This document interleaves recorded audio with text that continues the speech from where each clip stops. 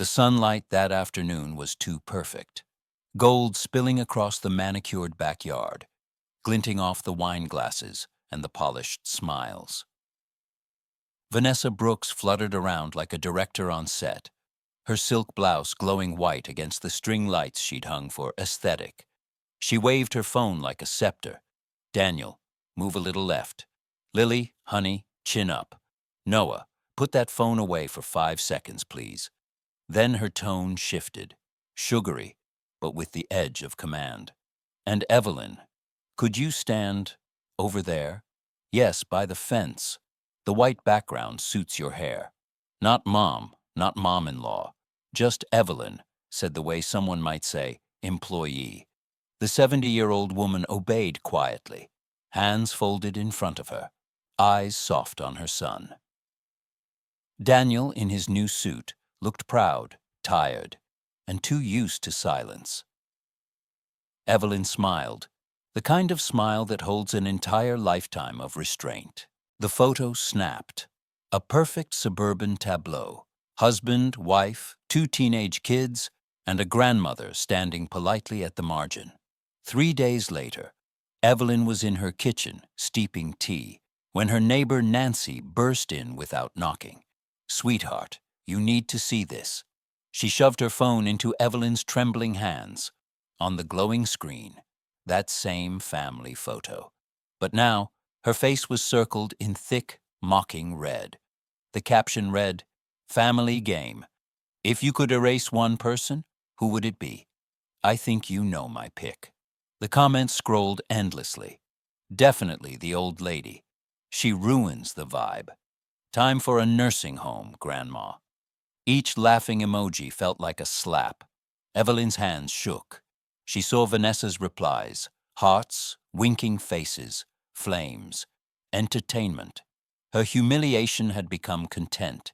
She sat at the table staring at her reflection in the tea's surface, her pulse ticking against the porcelain cup. It wasn't anger at first. It was disbelief. Then the ache hardened into something quieter, colder. That night, Evelyn opened her old metal lockbox. Inside lay the deed to the house her son and his wife had called theirs for 12 years. She ran a finger across her late husband Frank's handwriting. Property held in the name of Evelyn Carter. She remembered his words the day they bought it. "Keep it under your name," he'd said. Not for control, but for protection. She hadn't thought about that in years, until now. The next morning, she called Daniel. "Did you see your wife's post?" A pause, then a sigh. "Mom, you're overreacting. It was just a joke." "A joke?" Evelyn whispered. "She circled my face and asked the world who should be erased from our family." "It's social media, Mom. People do this all the time. But that comment you left, that the house is yours, that wasn't appropriate." Evelyn gripped the phone tighter. "Inappropriate. Daniel, the house is mine. It's written on paper." Her son's voice turned cautious. "You don't mean legally. You meant emotionally, right?"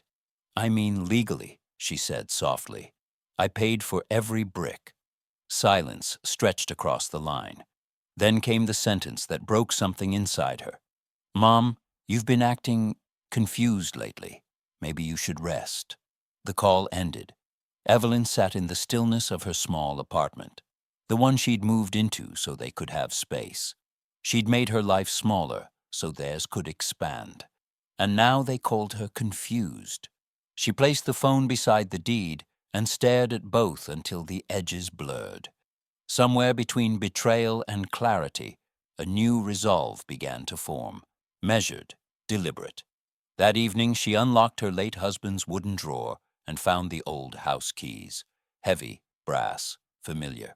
She held them up to the light. "I downsized so they could breathe," she murmured. "Tomorrow, I'll open the windows again. For myself." Outside, the wind rustled the backyard trees. Somewhere in that house she once called home, her face was still circled in red on a glowing screen. But by this time tomorrow, it wouldn't be the only circle that mattered. The morning air was sharp when Evelyn Carter drove back to Maplewood Lane, the brass house keys heavy in her palm. She hadn't turned into that driveway in years, but the muscle memory was still there. How the gravel crunched, how the porch steps creaked in greeting. She hesitated only once before sliding the key into the lock. It turned smoothly. The smell hit first. Vanilla candles and expensive detergent. Her house, now wearing someone else's perfume. "Evelyn," Vanessa's voice sliced through the air from the kitchen. "What on earth are you doing here?" Evelyn looked around, her eyes tracing every change. The new marble countertops, the art prints, the pale blue walls that had erased Frank's favorite shade of olive green. "I'm home," she said simply. Vanessa's eyes narrowed. "Excuse me?" "I live here," Evelyn continued. "You just stay here." Daniel appeared in the doorway, his tie loose, his face flushed. "Mom, you can't just walk in like this. This is our home now." Evelyn smiled faintly. "Actually, it's my home. You've been living in it." For a moment, no one spoke. Then Vanessa laughed, a high, brittle sound. "You can't be serious. We've lived here 12 years. We've remodeled, landscaped, paid every utility. We have rights." Evelyn pulled a folded document from her purse and placed it on the counter. "According to my attorney, because you've never paid rent or signed a lease, you're considered guests. Guests can be asked to leave with 30 days' notice." Daniel's face went pale. "You called a lawyer?" "I did," Evelyn said quietly. "Mr. Harold Grant. He handled your father's estate. He knows our family well." Vanessa's smirk wavered. "You bitter old woman," she hissed. "You can't stand that we built something beautiful here. You want to tear it down out of spite." Evelyn's voice was calm, steady. "I just want credit where it's due, and the truth where it's missing." She walked toward the door, pausing. "You might want to call your lawyer, too." Later that afternoon, Harold's office smelled of oak polish and old books. The 73-year-old attorney adjusted his glasses as Evelyn handed him the file of deeds and tax receipts. "You're legally solid," he said, after scanning the documents. "But practically speaking, this won't be clean. They've occupied the property a long time. They might claim equitable interest for their renovations or appeal for compensation. It'll be messy." Evelyn nodded. "Messy I can handle. Lies I can't." Harold leaned back. "Before we go further, there's something you should know. I reviewed your late husband's estate records. Frank left more than you realized." He slid another folder toward her. Inside was an account summary. "David Carter Trust Fund, $4,600." Evelyn stared. "Daniel has a trust fund?" "Correct. Frank set it up before he died, to be released when Daniel turns 45, or upon your passing. You're the administrator." She exhaled slowly. 42 now, she murmured. 3 years early wouldn't hurt if he learned something first. That night, she opened her laptop, scrolling through years of online statements she'd never bothered to read. Her stomach tightened as she noticed unfamiliar charges. $40 here, $80 there, a subscription, a boutique purchase. They stretched back 2 years, all connected to one IP address, Vanessa's phone. The next morning, Vanessa called, her voice honeyed. "Evelyn, we've been thinking. Maybe we should make things right. We're ready to start paying rent. Fair market value, of course." "How generous," Evelyn replied, spreading the credit card statements across her table. "And how exactly will you pay that rent? You've only sold 3 houses in 2 years." Silence. "Funny." Evelyn continued softly. "How my credit card covered your shopping, your spa visits, even your digital ads. About $8,000 worth of fun." "I can explain," Vanessa stammered. "I'm sure you can," Evelyn said. "But next time, explain it to my lawyer." She hung up, her pulse calm for the first time in weeks. That evening, a soft knock came at her door. It was Lily, eyes rimmed red, holding her phone like evidence. "Grandma, Mom's been lying," she whispered. She said she'd finally get rid of you. For good. She showed the messages, cruel and deliberate, plotting humiliation. Evelyn read them without flinching. Her voice was low but firm. Thank you, sweetheart. You just confirmed what I already knew. Her phone buzzed again. Harold. Evelyn. Brace yourself. Daniel just filed for adverse possession. Claims you've abandoned the house and he's the rightful owner. Evelyn felt her heartbeat slow into something like steel. Then we'll answer with facts. She looked down at the old brass keys resting on her desk. They caught the light, glinting like a promise. For 12 years, she whispered, they've built their lives on my foundation. Time to remind them whose name is carved into the stone. The rain was coming down in slow, steady sheets when Evelyn walked back into Harold Grant's office. The world outside was gray, but the stack of documents on his mahogany desk glowed like something alive. A new woman waited beside him. Sharp suit, steely eyes, laptop open. Evelyn, Harold said, gesturing to the woman.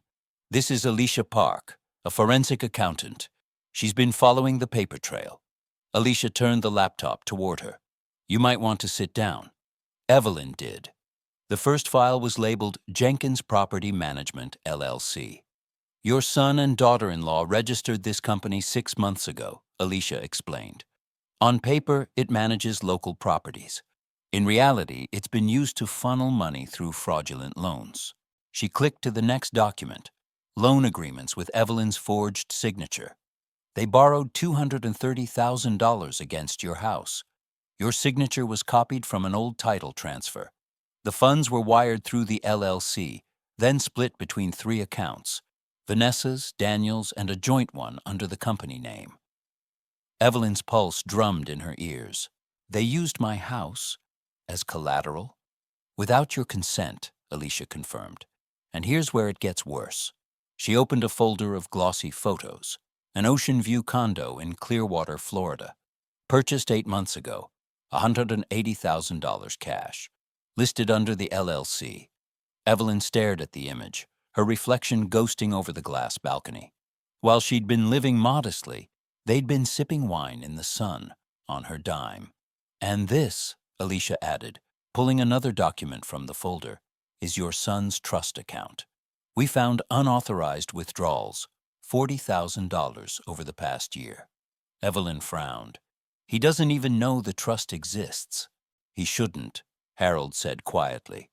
But someone used your power of attorney credentials, originally meant for medical decisions, to access the financial branch of the estate.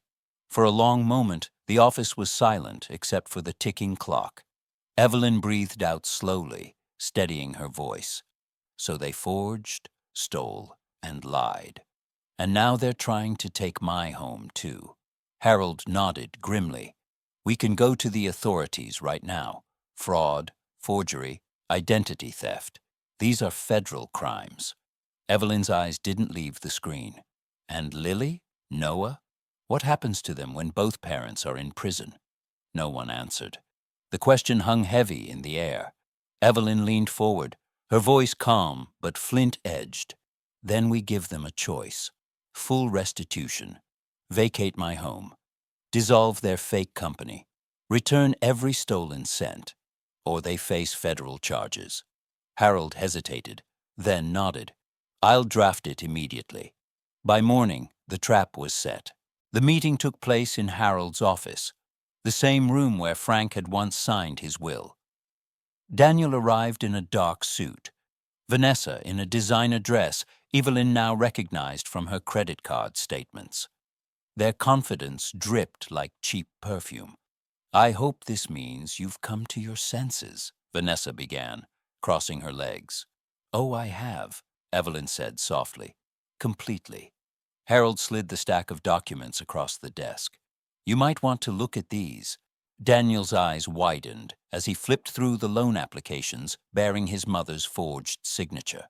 Vanessa's hand twitched when she saw the credit card records. This is a misunderstanding, Daniel stammered. Evelyn leaned back. Then please, enlighten us. How do you accidentally take $230,000 in loans and buy a Florida condo? Vanessa's mask cracked. We were protecting the family, she snapped. You're old, Evelyn. Forgetful. Someone had to think about the future. Evelyn met her gaze, unblinking. So you decided to steal my future to secure yours.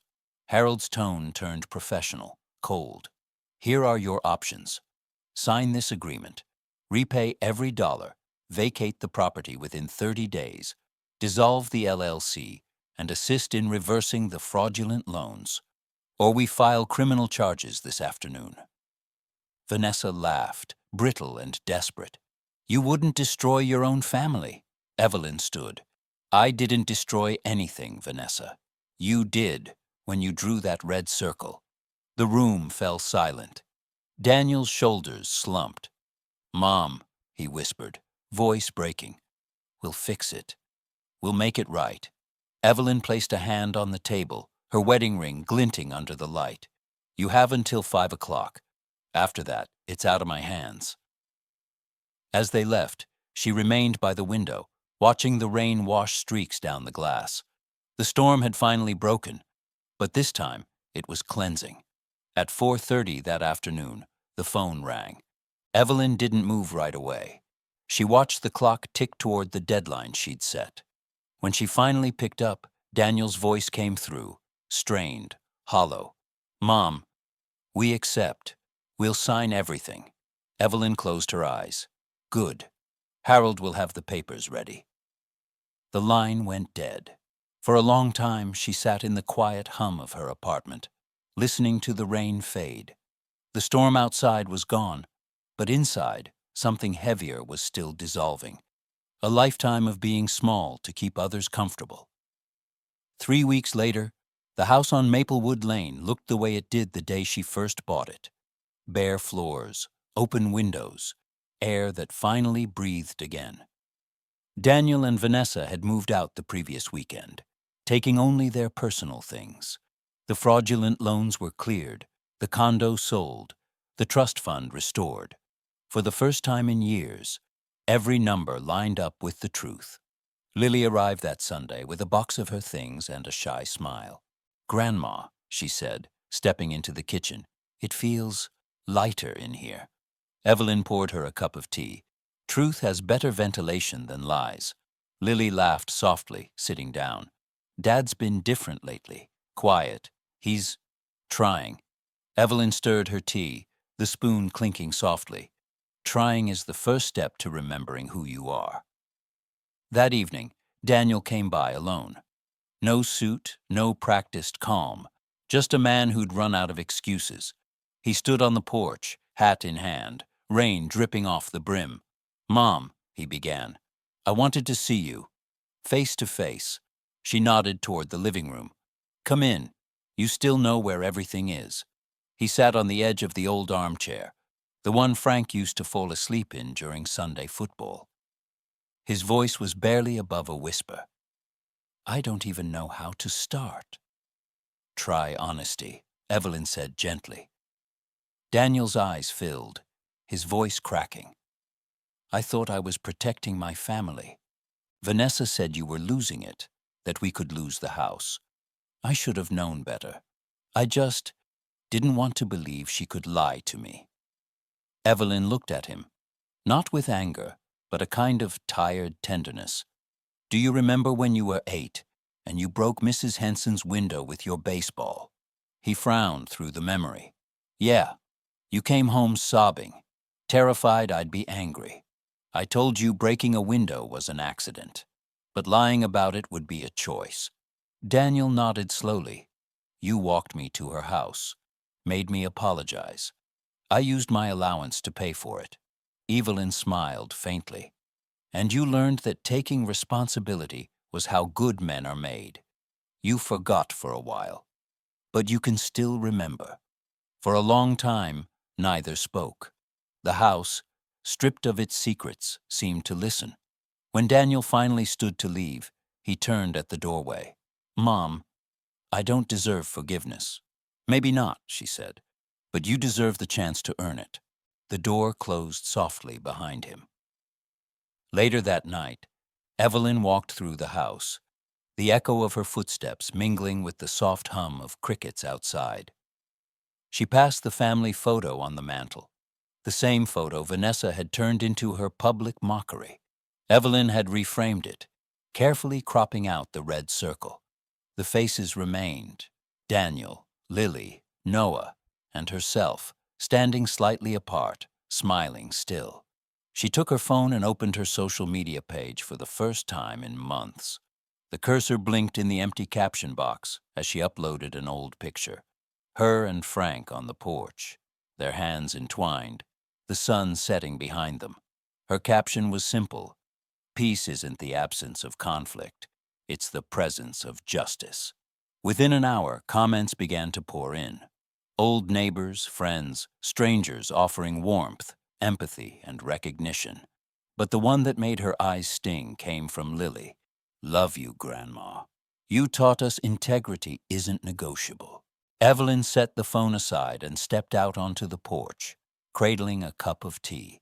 The sunset burned orange over the quiet street, the same view she and Frank had shared 40 years ago. The house was silent now, but it wasn't empty. It was full of truth. And truth, she thought, was finally enough to live with.